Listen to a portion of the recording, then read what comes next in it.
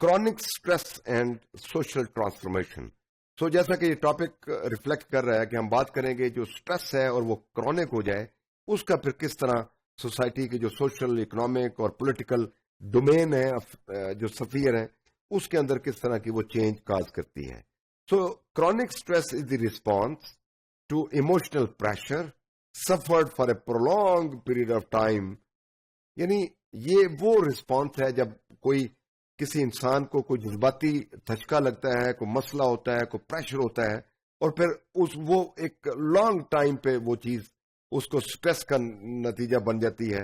اور وہ individual perceive کرتا ہے کہ دے ہیو لٹل اور no control over that problem. یعنی جب انسان یہ سمجھنا شروع کر دے کہ مجھے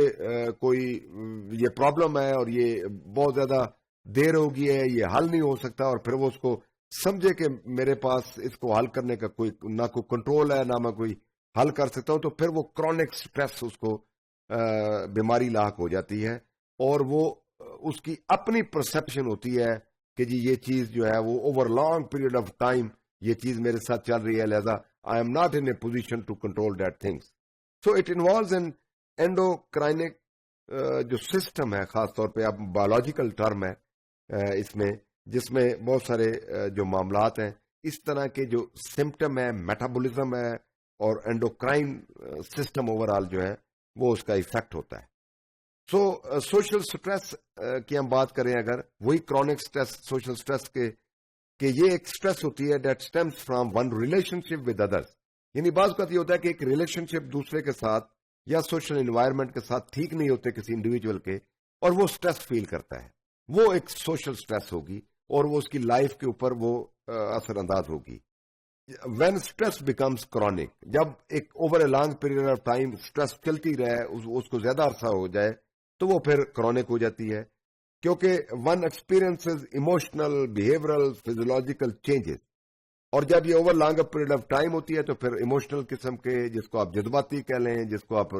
اس کے رویے کے حساب سے اور اس کی ایون جسمانی اور ظاہری لحاظ سے اس کو پھر چینجز اس میں آتی ہیں جو اس کو انڈر رسک کرتی ہیں for developing mental disorder and physical illness. یعنی وہ اتنی زیادہ پھیل جاتی ہیں کہ مینٹل ڈس آرڈر اور مینٹل جو اس کا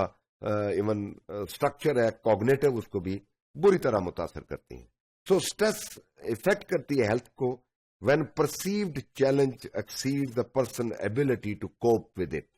یعنی سم ٹائم یہ ہوتا ہے کہ بیماری اتنی کرونک نہیں ہوتی, حالات اتنے کرونک نہیں ہوتے, بلکہ لوگوں کی یا ایک انڈیویجول کی پرسپشن جو اس کے بارے میں وہ زیادہ بھیانک ہوتی ہے, اس کے بارے میں وہ زیادہ اوور سٹریس کا شکار ہوتا ہے, اس کی پرسپشن جو ہے, تو وہ سمجھتا ہے کہ شاید مجھ میں ایبلٹی نہیں ہے مجھ میں کہ میں اس کو کوپ اپ کر سکوں, اس کو فیس کر سکوں. سو یہ چیز جو ہے بنیادی طور پہ یہ کرونک سٹریس, یہ پھر نیگیٹو بیہیورل اور کوگنیٹو فیزیولوجیکل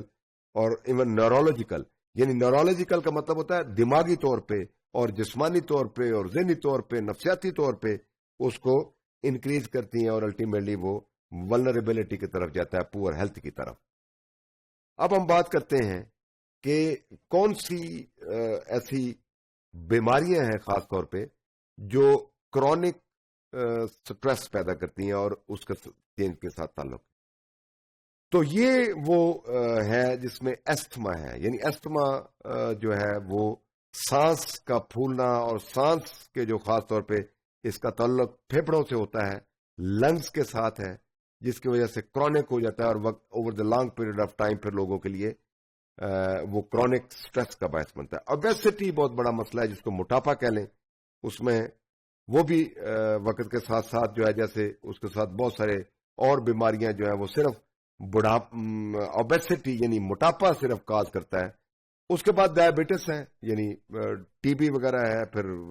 ڈپریشن ہے اور انگزائٹی اوور آل. یہ وہ کرونک ڈیزیزز ہیں جو کرونک سٹریس پیدا کرتی ہیں انڈیویجول کے اوپر یا گروپس کے اوپر.